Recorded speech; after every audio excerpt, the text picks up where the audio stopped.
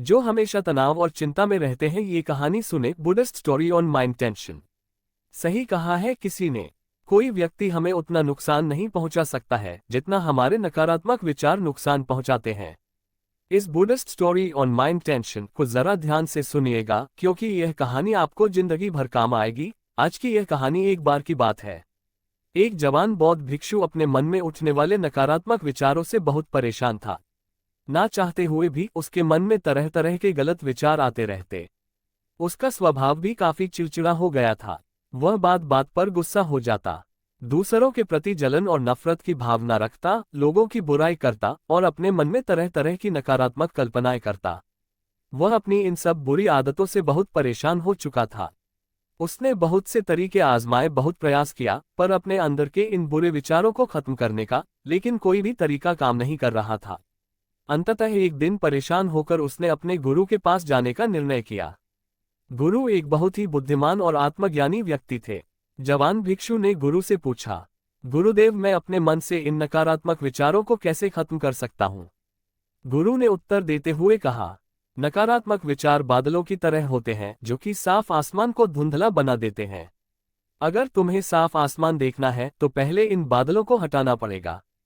ठीक इसी प्रकार अगर तुम अपने दिमाग से नकारात्मक विचारों को खत्म करना चाहते हो तो सबसे पहले तुम्हें इन नकारात्मक विचारों के मूल कारणों को पहचानना और उन्हें नष्ट करना पड़ेगा।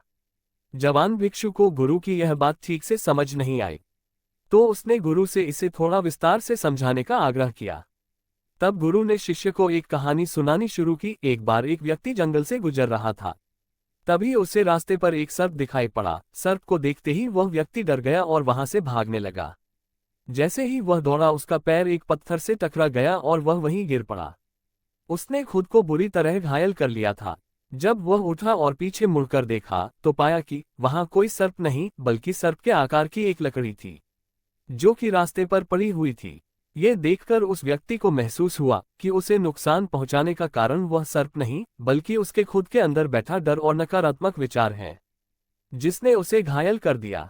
कहानी खत्म करते हुए गुरु ने उस जवान भिक्षु से कहा, मन के नकारात्मक विचार इस कहानी के सर्प की भांति है, जो तुम्हारी परेशानी का मूल कारण नहीं है, बल्कि तुम्हारी समस्या का मूल कारण तुम्हारे अंदर बैठा डर है, भावनाएं और अतीत के बुरे अनुभव हैं, जो कि नकारात्मक विचार, गुस्सा और द्वेष के रूप में बाहर आते हैं।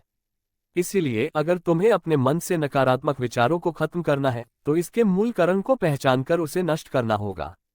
अब हम इस कहानी को अपने जीवन में कैसे लागू कर सकते हैं, इसके लिए कुछ प्रैक्टिकल टिप्स हैं। पहला, माइंडफुलनेस या जागरूकता का अभ्यास करो। अपने विचारों और भावनाओं के प्रति जागरूक रहो और देखो कि आपके भीतर क्या चल रहा है। आप अपने आसपास की घटनाओं पर क्या प्रतिक्रिया देते हैं। साथ ही मन में उठने वाले हर नकारात्मक विचार के कारण का पता लगाने का प्रयास करो।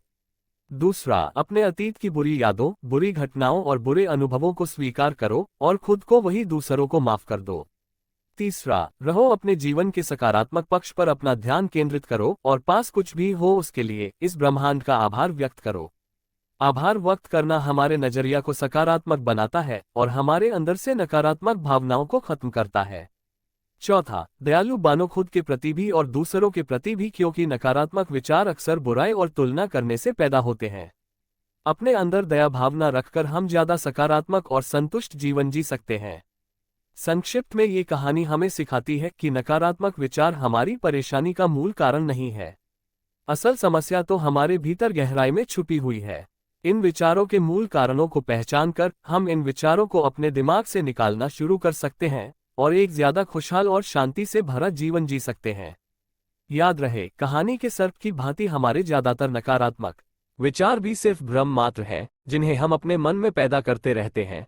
दोस्तों, मुझे उम्मीद है कि आपको Buddhist story on mind tension की कहानी पसंद आई होगी।